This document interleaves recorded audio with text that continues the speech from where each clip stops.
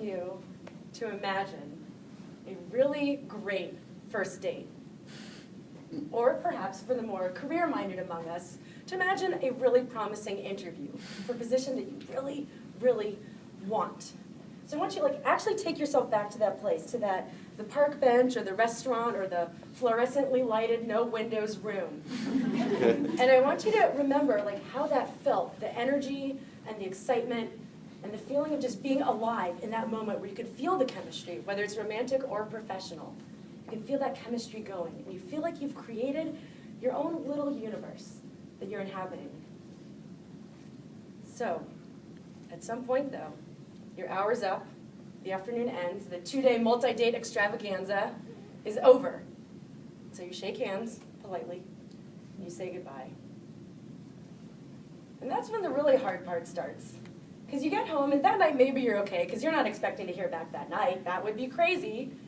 But, you check your phone once, then there's the next day and the day after. And we all kind of have a different schedule for this. But I know that within a day or two, I would be on a strict regimen of checking my phone every 3 to 5 minutes, or maybe 12 if I were really, really busy.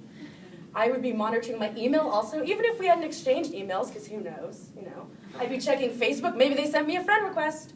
And I would have my eyes on my fax machine like you've never seen before. I think we all know the pain of that waiting, because at some point, again, each of us on a different schedule, whether it's the 1 days or the 9 days, where we reach this breaking point though, where we haven't heard a thing. We haven't heard a thing, and we start to imagine, what was this universe that we thought we'd created? Was it real? Did I imagine it?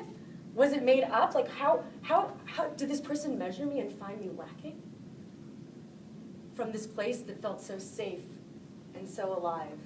Then, of course, you turn it to the flip side of that, saying, and what is wrong with them for not recognizing how fabulous I clearly am? All of us, not just me. And it's that moment of such pain that we've all felt, the waiting. And sometimes it turns out for the better. Sometimes there's a great ending. Sometimes the waiting is the entire game. We're still waiting. We just forgot about it a while ago. So I would like to postulate this image of the waiting and of the date as a paradigm for the beginning of the Israelites wandering in the desert. Now, I know that the Israelites usually get this rap. The conventional wisdom on the Israelites wandering in the desert is that they're these naysaying nudniks, right? They can't get it together. They're crabby, they're whiny, they're fetchy. You can't do anything with them. But actually, I think it all started with that one really great date, with the parting of the Red Sea, that first taste of real freedom, that this God, who was kind of quiet, let's say, for 400 years, and suddenly this God came back, and this God is on our team decisively, and this God is taking us somewhere, and we are the crossing of this is the paradigmatic moment of redemption in all of history. We are crossing that sea. We are dancing. The timbrels are shaken away. We are singing. We're all so together. We're so alive. And it feels like anything could happen. I know it's a little bit of an oversell to say the first date, right, and God and the Israelites, but I think all the more so then that when they're wondering when God is going to call back, it gives the Israelites a supersized spiritual hangover. Because also, the Israelites have some really pressing and serious needs in that desert. It's a parched wilderness. There is no water. There is no food. There is no nothing. God has led them to this place where they are utterly dependent and totally helpless. And there is no water in sight. And as that dancing, that passion, turns to walking, turns to trudging, and as that Middle Eastern sun we all know so well beats down on their faces, that sand starts to rub its first blisters into the Israelites' feet. You can imagine them starting to wonder. And here's the thing. They want God to call just as badly as we do. We go crazy for this phone call. They want God to be there so badly. They thirstily, desperately, medical conditionally need God. They need this water. So you can imagine them starting to whisper just among themselves at first, because no one wants to say it out loud.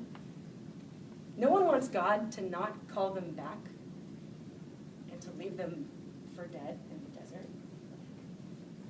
And imagine them whisper, what's going on? Were we too quick to trust?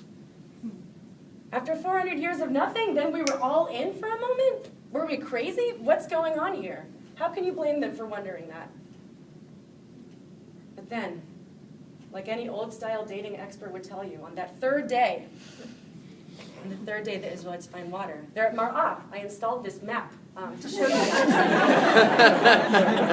I wish it were a little bigger so you could see more.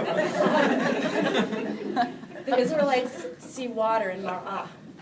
And oh, God is with them. But the water is bitter. That's why it's called Mar'ah. And that's when they finally cry out to Moses. That's when they can finally say out loud, Moses, manishte, what are we going to drink? And Moses speaks to God. God explains what to do. And finally, they get their water. They drink in that water, and God is with them again. Now, the next time we hear from the Israelites is 6 weeks later. They figured out the water thing, but now they are hungry. Now, this might make you wonder, what have they been eating for those 6 weeks? The text doesn't say, but Rashi fills it in. They've been eating that inaugural batch of matzah that they took out of slavery with them. The Mechilta calculates it out, 61 meals of matzah. See how good it sounds?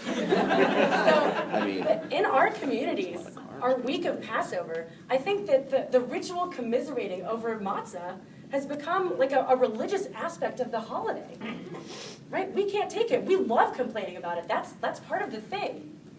Yet for these alleged naysaying nudniks, they don't say a word about it. They don't say one word through 61 meals of it until it runs out. And then they need food, and they need it badly. They're in the parched desert wilderness. There is nothing. So they cry out to God, and God answers them with manna. Next up, shortly thereafter, the water becomes a problem again, but now they know how to deal with this one. They cry out to God. God gave them the water. So now we've seen three times, a very specific pattern has been established. The people lack something, the people complain about the lack, and God provides the thing. So lack, complain, provide. And then we hit this week's parsha. We hit Yitro. We hit Revelation at Mount Sinai, where God tells the people that they're going to be God's Mamlechet Kohanim, the Goy Kadosh. They're going to be a kingdom of priests and a holy nation. God tells the Israelites, I have some rules for you, which they're eager to embrace. I have some rules, but basically, I love you just the way you are. And by now, 3 times, he's rewarded the same type of behavior, and God has really rewarded it with the ultimate reward of giving them the Torah. Also, at this point, after habituating someone to a certain pattern of behavior 3 times, also with no alternative model offered, by now, this is the way things have always been done. And as we know from our congregational whatever work we do today, the way things have always been done exerts a powerful force in determining the way things will be done in the future. And so it continues. The pattern renews itself. The conditions change, and some circumstances are certainly worse than others. But this stale, stagnant relationship that's been frozen is now essentially unbreakable. And the commentators who vilify the Israelites say that they lack faith, they're weak on faith. They say that their faith in God is conditional, especially, which I have to say, for a God that works exclusively in signs, you're always waiting for that next call. God called that once, and then finally when we rose up, God called. You're always waiting, you're always in that limbo. So some of our commentators do note how unfair it is to dismiss the Israelites and push them away as whiny and kvetchy. And I want to share one story in particular from Bavli Brachot that gives a parable for how God and the Israelites interact in the desert. Now, the rabbis in the Talmud say that God and the Israelites are like a man and his son. And the man, He bathes his son. He anoints him in oil. He sees to all his food and drink. He gives him a purse of money to wear around his neck. The man does everything for his son, always makes sure that everything is prepared for him. He can do whatever he wants. And then one day, the man drops off his son the door to a brothel. As the text says, how can the son not sin? What did the father expect would happen? He goes into the brothel. To apply the metaphor in the desert, God keeps repeatedly setting the Israelites up in this stale pattern. God persists in dropping them off outside the door of that brothel. And then when they come home, God yells at them for a while, and then God reaches into God's pocket and gives them more allowance to put in that purse around their neck.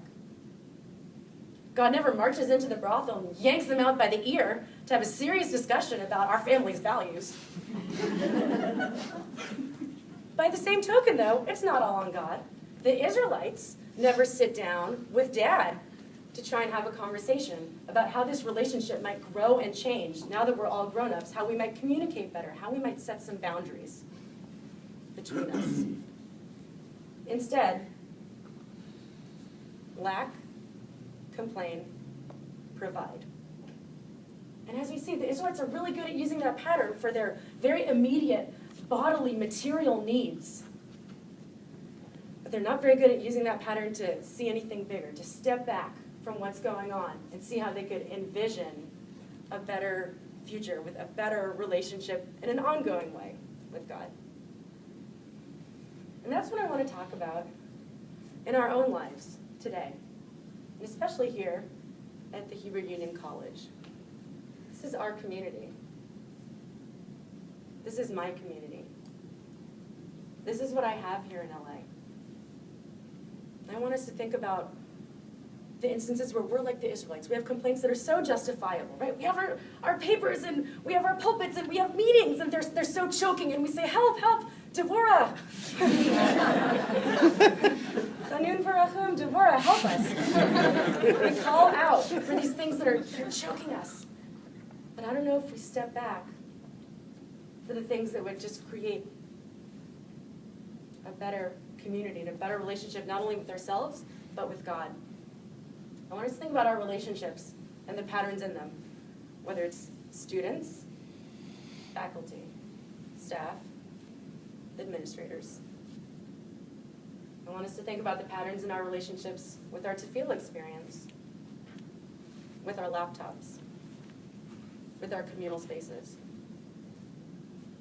And most of all, what I want us to think about is our relationship with our learning itself. Are we in a transactional relationship with the very thing we are here to pursue? We have so much passion in this room, so many amazing Jewish professionals to be. Educators, rabbis, SJNMers. Are we like bashing our way through our education, just taking what we need and what the school tells us that we need in order to be done and get what we need from the school? Or are we thinking bigger about what we're here for and what it means to pursue a life dedicated to living and teaching Judaism? Are we bringing God into the chavruta? Are we learning text out of love and respect? And are we able to live that text in whatever far-out reform way? Are we able to live it?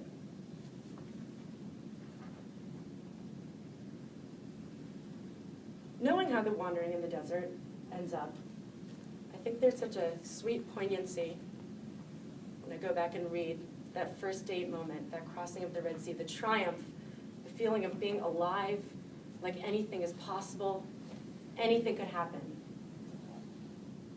For the Israelites, the story's over. We live it year after year, but for them it's over. But we can learn so much from what they did right and what they did wrong. And I pray that we can take the pain and the suffering and the discomfort of the Israelites, but we can move beyond the justifiable, but the most immediate pressing complaints and that we can break free and throw off the patterns that are oppressing us and separating us from our God as well. Sorry, I'm tipping.